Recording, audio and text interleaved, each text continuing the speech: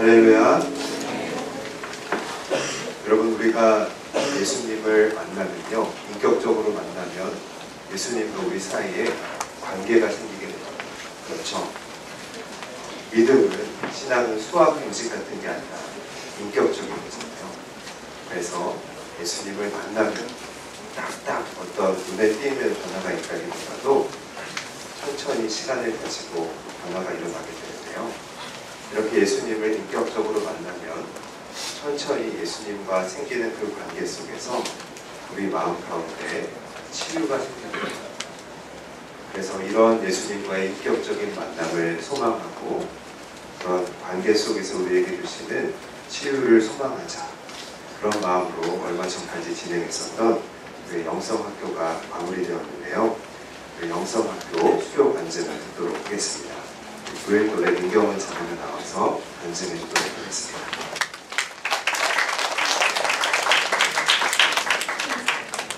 짧게 기도하고 할게요.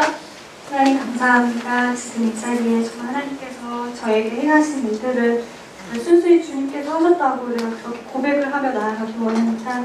저의 고백이 아닌 하나님께서 하셨다는 것을 간증하며 또 많은 이들에게 하나님께서 주신 일을 나눌 수 있도록 도와주셔서 정말 예수 그리스도의 이름으로 기도드렸습니다. 네, 마지막 찬양이 굉장히 제 마음에 울렸던 것 같습니다. 왜냐하면 제가 간증하게 되는 그 내용이 그 가사에 많이 반영이 된 것 같았어요. 네, 이번에 제가 홀리 인카운터를 저에게 성령님의 따스한 손길로 느끼게 해주신 그런 시간이었습니다. 조금 높여주시면 네, 그래서 예수 그리스도 안에서 저의 연약함을 보게 되었고, 그리고 제 자신이 소중하다는 것을 깨닫게 된 그런 시간이었습니다. 이번에 홀리카운터 기간 동안 하나님께서 제게 행하신 일들을 여러분과 함께 나누고자 합니다. 제게 풀리지 않는 문제가 있었습니다. 인생에 펜쇼부가 있는 것은 아니었지만 오랫동안 저를 짓누르고 있던 알 수 없는 그런 검은 부분이라고 할까요? 하나님을 바라보지 못하게 가려지는 어두운 그런 안개와 같은 그런 것들이 제게 있었다고 할까요? 사람들이 몰릴 때마다 저는 숨이 막혀버릴 것만 같았습니다. 제가 하고 있는 사역이 대학부 연합 사역이에요. 광고하면 나오는 사람이 저였잖아요. 그거 다 제가 대학 1부 대표에서 했던 그런 시간들이 있었습니다. 정말 숨이 막혀버릴 것만 같았어요. 정작 저의 삶을 되돌아보지 못하고 이타적인 성향을 가진 제 자신을 늘 삼자 입장으로 바라보고 생각하고 그렇게 살아왔습니다. 과연 믿음이란 무엇인지, 그리고 내 자신을 사랑한다는 것이 무슨 의미일까? 정말 그거에 대한 해답을 찾고 싶었어요. 그런 저의 연약함이 저를 휘감고 있었던 것이었습니다. 그러다 보니 제 힘으로 사역하겠다라는 마음이 있었던 것이었는지 어느새 저는 지쳐 있었고 무기력하고 심지어 모태신앙이긴 하지만 예배를 드릴 때 기쁨이란 찾을 수가 없었어요. 홀리 인카운터 강의를 다 듣고 이제 치유 수양회를 가게 됐습니다. 치유 수양회 첫날 저는 전체 인원들이 모두 도착할 때까지 밤 11시 넘도록 밖에서 대기하고 있었기 때문에 그날 어떤 은혜를 받았나요? 질문을 하면 저는 주님이 하셨으니 이렇게 넘어가곤 했었습니다. 그래서 그런 아쉬움에 둘째 날만큼은 하나님을 만나야겠다라는 강한 마음이 들었어요. 둘째 날 오전 치유 집회 때 그런 저의 강한 마음을 응답해 주셨는지 하나님께서 저를 만나주셨고 제 상한 심령을 만져주셨습니다. 저는 사실 치유 기도회나 치유 집회에 대해서 좀 경계하는 편이었어요. 좀 조심스러워하는.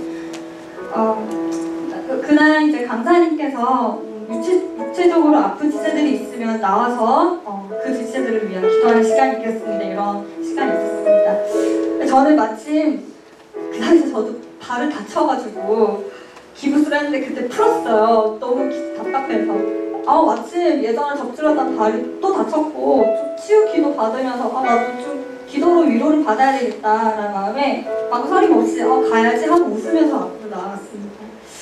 강사님께서 한 사람씩 순서대로 아픈 부위에 손을 얹어주시고 안수기를 해주시는데 마치 제 순서가 다가올 때마다 마치 예수님께서 다가오시는 제 차례가 왔을 그때 저는 그 순간부터 제정신이 아니었던 것 같아요. 어떻게 그 강사님께서 물으셨어요. 어디가 아파요? 저는 이렇게 좀 다급해하면서 말을 했어요. 저요 발목이 아프고요. 소화기관이도 안 좋아서 또 집안 내력도 그렇게 건강상 좋지도 않아요. 그리고 저희 친가 쪽 할머님이 굉장히 우울한 그런 삶을 살아오셔서 그런 집안 분위기에 그런 우울한 분위기에 특히 제가 살아온 것 같아요 라고 울먹이면서 좀 이렇게 호소하듯 이렇게 말씀드렸습니다. 근데 그거 말하면서 집안 얘기를 하면서 저도 뭐라고 얘기했는지 생각이 안 나는데 그 어떤 제 안에 깊은 곳에서부터 뭔가 모를 뜨거운 것들이 막 터져나오기 시작을 했어요.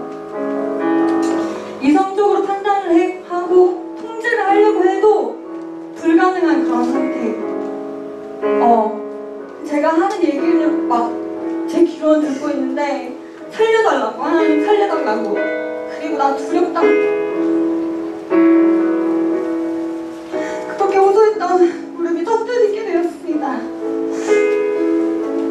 얼마나 그만큼 제 안에 꾹꾹 덮어주고 그렇게 알아왔으면 마치 옷에 묻은 오래된 껌을 떼어나는 그런 시간이었던 것 같아요.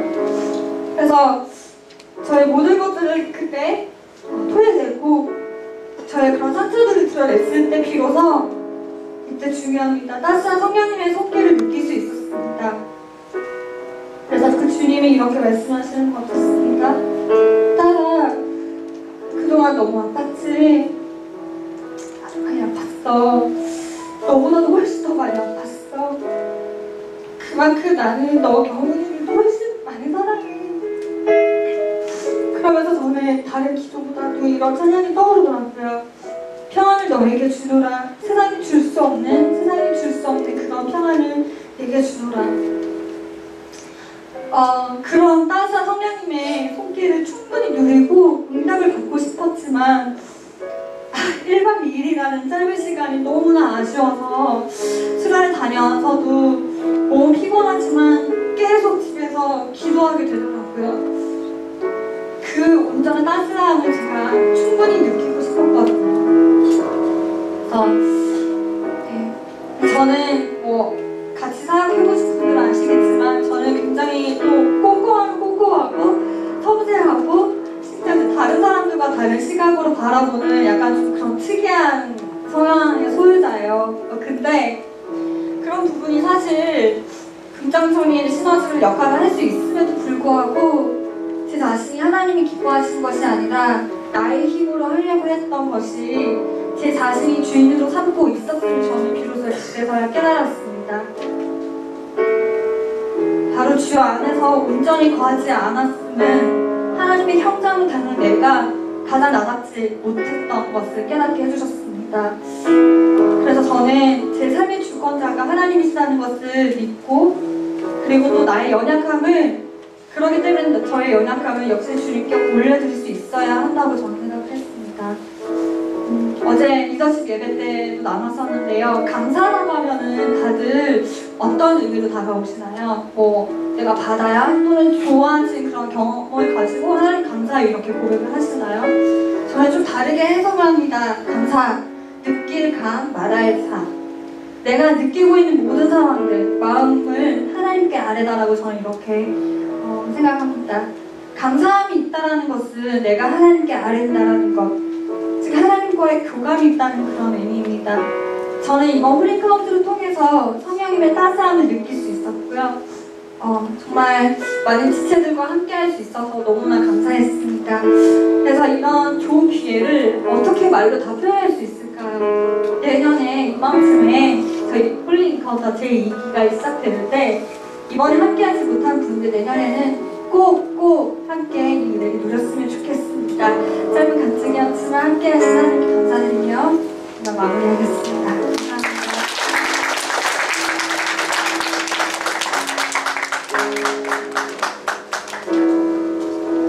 수련장을 수여하는 순서를 갖도록 하겠습니다. 이번에 민경은 자매회 7명이 함께 영성학교를 수료하게 되었는데요. 시간 관계상 대표로 김경은 자매에게 수료증을 수여하도록 하겠습니다. 수료증 대학일부 김경은 하나님 아버지의 마음으로 교회를 세우고 이 땅에 하나님의 나라를 세워가는 참된 공동체의 소망으로 홀리 인카운터의 전 과정을 수료하신 사랑하는 부역자님께 주님의 이름으로 이 증서를 드립니다. 주후 2015년 10월 18일 오륜교회 김은호 목사 대신 읽었습니다. 우리 함께 수료하신 분들 자리에서 좀 일어나 주시겠습니까? 네, 축하의 박수로 하도록 하겠습니다. 영성학교 수료시간까지 수고하셨습니다. 감사합니다. 우리 오늘 공부할 말씀 함께 읽어보도록 하겠습니다. 신약성경 고린도후서 10장 3절에서 7절까지 말씀 제가 먼저 읽고 여러분이 번갈아 읽도록 하겠습니다. 우리가 육신으로 행하나 육신에 따라 싸우지 아니하노니 우리의 싸우는 무리는 육신에서 싸우지 아니고 오직 어떤 마음과 정성으로 무너뜨리는 하나님의 명령이라 모든 이론을 무너뜨리며 하나님이 많은 것을 대적하여 높아진 것을 다 무너뜨리고 모든 생각을 사로잡아 그리스도에게 복종하게 하니 너희의 복종이 온전하게 될 때에 모든 복종하지 않는 것을 벌하려고 준비하는 중에 있노라. 함께 읽겠습니다. 너희들 외로워하는 것보다 만일 사람이 자기가 그리스도에게 속한 줄을 믿을 때에 자기가 그리스도에게 속한 것 같이 우리도 그러한 줄을 자기 속으로 다시 생각할 것이다. 아멘. 여러분, 우리가 큰 생각을 하지 않고 교회를 다니던 그런 종교인의 모습에서요, 이제는 성경 말씀이 믿어지고 하나님을 인격적으로 만나게 되면 우리의 삶 속에 시작되는 일이 하나 있습니다. 무엇일까요? 바로 영적인 고통이에요. 여러분, 예수 믿으면 행복해진다라는 이야기 많이 들었잖아요. 그런데 예수 제대로 믿으면 고통이 시작된다니 참 이상한 말이죠. 하지만 여러분, 그게 나쁜 게 아니라는 걸 알 수 있어요. 고통이 시작되는 이유를 알면 아마 곧 고개를 끄덕이게 될 거예요. 우리에게 영적인 고통이 시작되는 이유는 이제 내 안에 그리스도께서 사시기 때문입니다. 여러분, 예수님이 내 안에 산다라고 생각하면 좋을 것 같은데 왜 고통이 시작되는 걸까요? 왜 고통이 생기는 걸까요? 내 안에 예수 그리스도께서 주인 되시는 새로운 이전과는 다른 영적인 질서가 자리 잡혀야 되기 때문에, 또 기존에 내 안에 있던 세상 질서가 뒤집어져야 하기 때문에 바로 내적인 고통이, 외적인 고통이 시작되는 거죠. 그렇다면 예수 그리스도께서 주인 되시는 새로운 질서란 무엇일까요? 바로 내 자신에 대한 이해에서 출발하는 건데요. 바로 내가 은혜로 설명되기 시작하는 거잖아요. 여러분, 은혜로 설명되는 나는 어떤 나입니까? 하나님 앞에서 의인이죠. 의인. 존귀한 주의 자녀인 거예요. 여러분이 하나님 앞에 의인이시고 존귀한 주의 자녀이신 줄 믿습니까? 하지만 이전에는 나를 어떻게 이해했나요? 나의 실력으로 나를 판단했어요. 내가 어떻게 생겼는가? 내가 공부를 어떻게 했는가? 내가 돈이 얼마나 있는가? 내가 얼마나 도덕적인가? 내가 얼마나 탁월한가? 여러분, 이 기준에 맞추어서 우리를 바라보니까 우리는 결국 무엇을 깨닫게 되었습니까? 도저히 우리 자신을 좋게 볼 수 없다라는 사실을 깨달았잖아요. 우리 실력으로 우리를 이해하려다 보니까 우리는 도저히 우리 스스로에게 좋은 점수를 줄 수가 없어요. 우리는 죄인이라는 사실을 깨닫게 됩니다. 그리고 우리 자신을 정죄하게 돼요. 그런데 이제는 어때요? 예수 그리스도의 죽으시기까지 희생하신 그 사랑으로 내가 받아들여지는 겁니다. 그 예수 그리스도의 생명의 가치로 내가 이제 평가돼요. 나는 의인이에요. 나는 존귀한 자녀예요.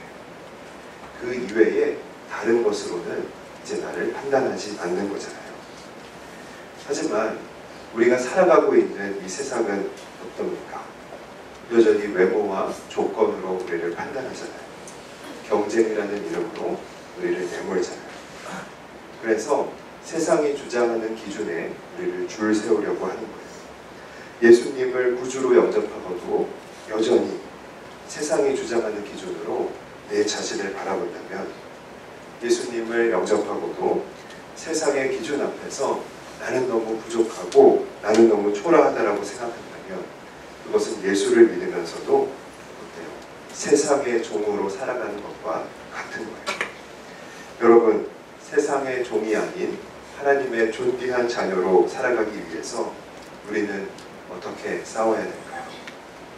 오늘 본문을 통해서 하나의 모범을 보기 원하는데요. 예수 그리스도를 만나서 변화된 삶을 살아가는 바울에게도 다른 질서의 도전이 있었다는 것. 여러분, 그 사실을 보면 어때요? 여러분에게 그것이 위로가 되기를 바랍니다. 오늘 우리가 세상 속에서 그리스도인으로서 겪는 그 갈등을 먼저 겪고 걸어갔던 사람이 있다는 것. 그러니까 우리는 어떻게 하면 되는가? 그 먼저 걸어간 사람의 발자취를, 그 뒤를 따라가기만 하면 되는 거죠.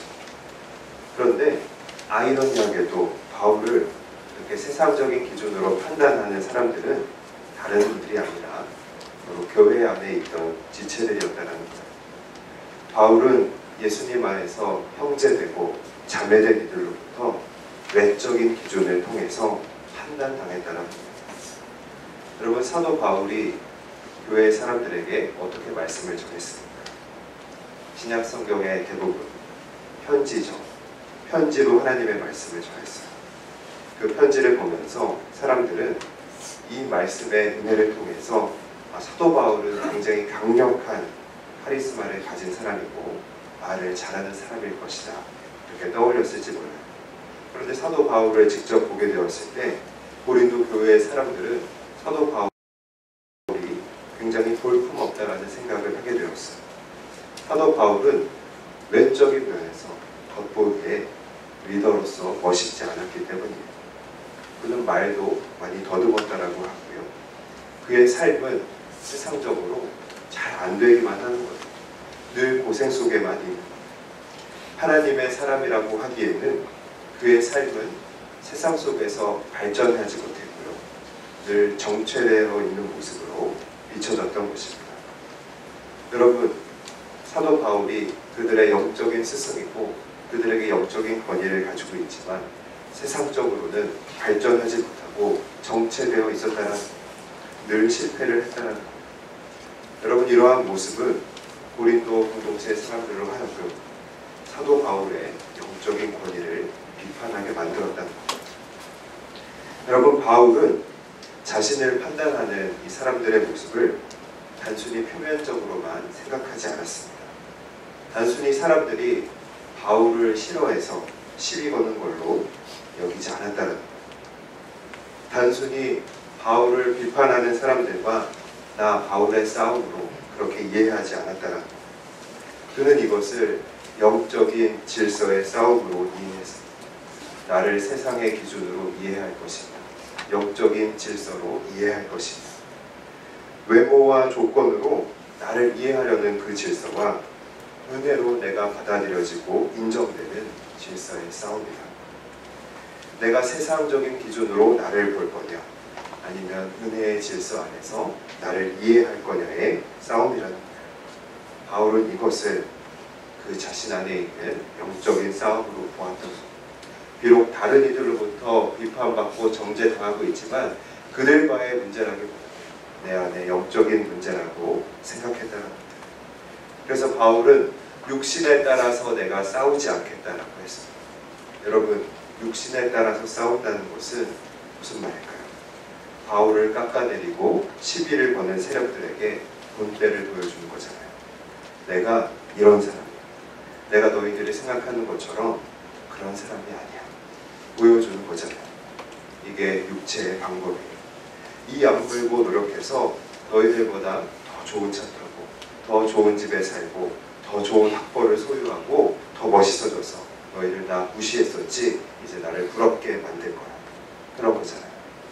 그런데 그렇게 안 하겠대요. 왜요? 바울은 이제 육신의 질서와 상관없는 은혜의 질서에 속한 사람이 되었습니다. 육신의 질서에 육신을 따라 싸우면 결국 하나님의 자녀로 살 수 없고 외모와 조건에 종노릇하는 것과 같으니까요. 그래서 바울은 자신을 함부로 판단하고 정죄하고 평가하는 이들을 육신의 방법이 아니라 온유와 관용으로 대하려고 했던 겁니다. 여러분, 바울은 오늘 본문 4절에서 이 세상의 질서와 맞서는 자신의 방법을 이야기하고 있습니다. 우리의 싸우는 무기는 육신에 속한 것이 아니요. 여러분, 자신의 무기가 어떤 것이다라고 이야기하고 있죠. 무기라고 하니까 그 어감상 어떤 힘, 완력, 살상력을 가진 것들을 우리가 떠올리기가 쉬운데요. 그 무기는 바로 다른 것이 아니라 하나님의 능력이라는 거예요. 여러분, 그런데 하나님의 능력이 역사적으로 가장 잘 드러난 사건이 뭘까요? 어떤 사건에서 하나님의 능력이 가장 잘 나타났어요? 바로 십자가 사건이잖아요. 이 십자가를 통해서 사단이 지배하고 있는 죄와 사망의 권세가 깨트려졌잖아요. 십자가로서 사단이 걸어오는 그 싸움에 승리하신 겁니다. 그런데 예수 그리스도가 이 십자가를 통해서 사단을 이긴 방식은 여러분 무엇일까요?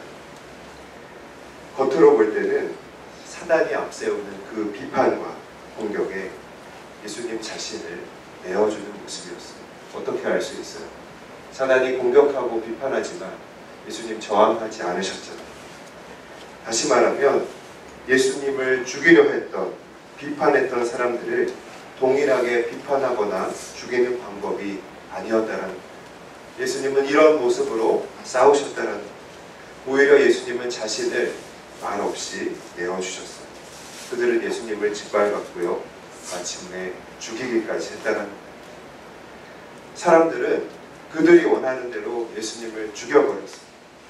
하지만 어땠나요? 여러분, 성경에서 사람들이 예수님을 죽이고 통쾌했다라는 기록을 찾아볼 수 있나요? 그렇지 않죠. 그것으로 답이 되지 않는다는 사실을 깨달았습니다. 예수 그리스도가 눈꼴 사나워서 결국 그들이 원하는 대로 죽여버렸지만 사람들이 환호했다라는 기록이 없어요.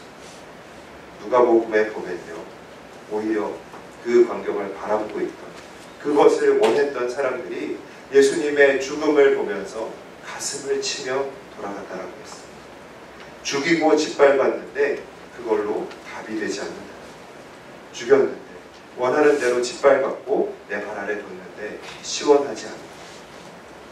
여러분, 오직 예수님의 방법만이 육신의 질서로부터 은혜의 질서로 사람을 돌아올 수 있게 만드는 것입니다. 사람들의 비판과 공격을 껴안고 죽으신 그 예수님의 모습은 그것을 지켜보던 이방인들이 누구였죠? 백부장의 그 고백으로 하여금 이 사람은 진실로 하나님의 아들이었도다. 바로 이렇게 항복하게 만들었다. 여러분, 이렇게 자기 자신을 내어주면서 온유와 관용으로 섬기는 하나님의 능력은요, 사람의 마음을 변화시킬 수 있습니다. 어떻게 변화시킬까요? 세상의 외모와 조건으로 사람을 규정하고 판단하는 것이 얼마나 교만한 일이며 얼마나 큰 죄라는 사실을 깨닫게 한다는 겁니다. 여러분, 또 온유와 관용은 깨닫게 합니다. 누군가 다른 일을 세상적인 기준으로 판단하는 것뿐만이 아니라 바로 내가 외모와 내가 처한 환경과 내 점수와 다른 사람들이 내게 하는 말로 내가 움츠리는 것이 얼마나 교만한 일이며 내가 얼마나 큰 죄 가운데 빠져 있는지를 깨닫게 한다는 겁니다. 여러분, 바울은 고린도 공동체의 사람들에게 이렇게 말했습니다. 너희는 외모만 보는도다. 바울을 세상의 기준에서 보면요, 여러분 어때요? 실패자로 판단할 수 있죠. 과거에는 존경받는 율법 선생의 모습이었지만 현재는 예수님을 전한다고 하면서 자기 삶 반수하지 못하고 많은 고난과 어려움을 당하고 있습니다.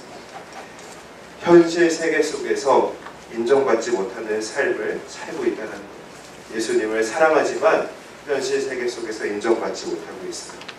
하지만 바울은요, 그런 공격 속에서 육신의 방법이 아닌 하나님의 능력으로 싸웠다는 사실을 믿으시기 바랍니다. 그들이 바울의 삶을 실패자라고 공격하면 거기에 맞불하지 않고 자신을 내어주었습니다. 다만 내 안에 일하고 계시는 하나님을 보라고 했습니다. 그리고 오히려 자신의 살 소망이 끊어질 것 같은 그 고통 속에서도 바울은 묵묵히 자신의 섬김을 계속해 나갔습니다. 세상이 나를 판단하든 또는 내가 세상적인 실패 속에 있든 변함없는 섬김의 삶을 통해서 그의 안에 역사하고 계시는 하나님을 증언했다는 것. 오늘 여러분은 예수님의 은혜 안에서 의롭게 된 자로 여러분 스스로를 받아들이고 있습니다. 그렇다면 더 이상 세상의 기준으로 나를 판단하지 말아야 합니다. 내가 자꾸 못생겼어. 내가 레벨이 낮아. 내가 더 못 가졌어. 내가 능력이 부족해. 내가 이렇게 보니까 내세울 만한 커리어가 없어. 나는 다른 사람들과 비교해서 부족한 점이 너무 많아.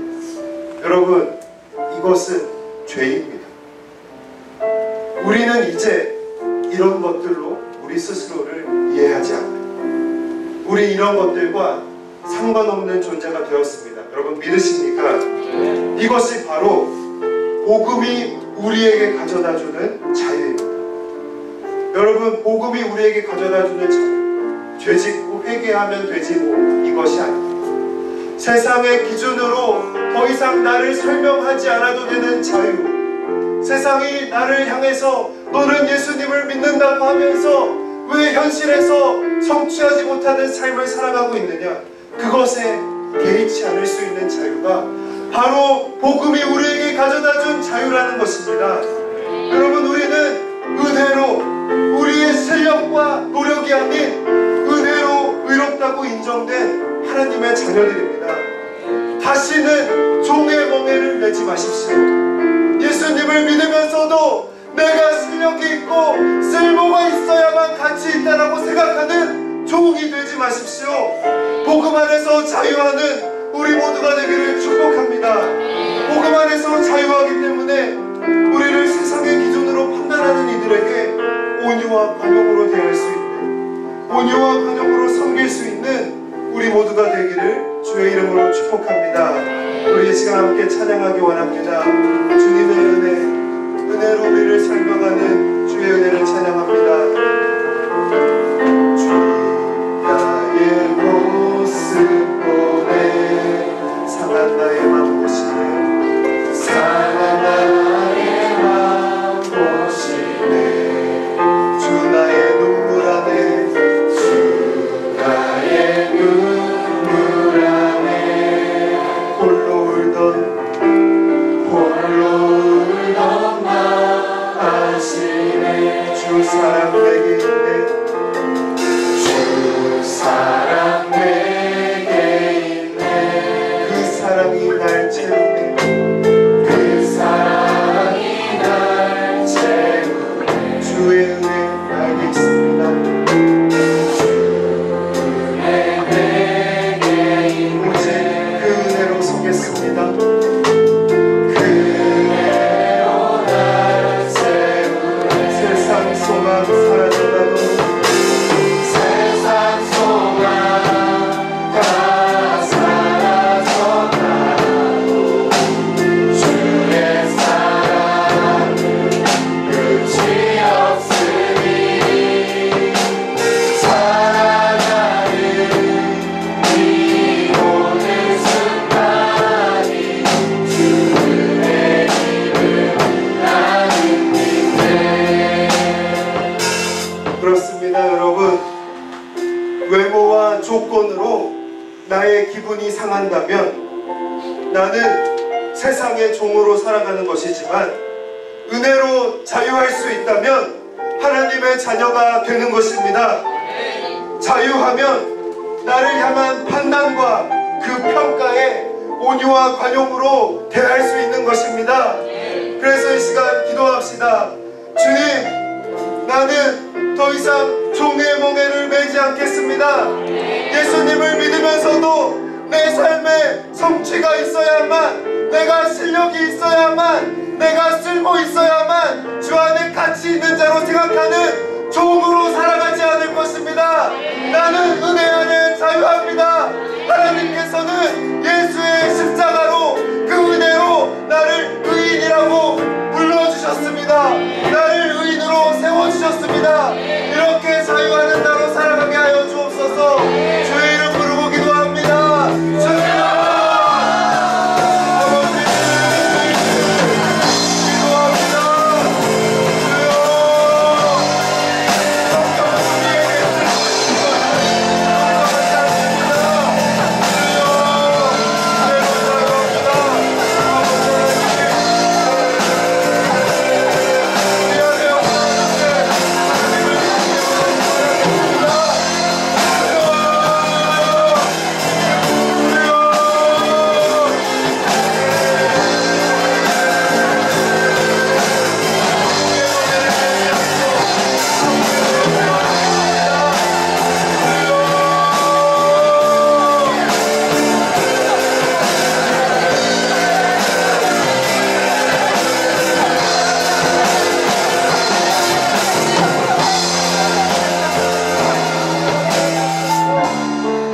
하나님께서는 우리에게 세상 속에서 쓸모 있을 것을 요구하지 않으십니다.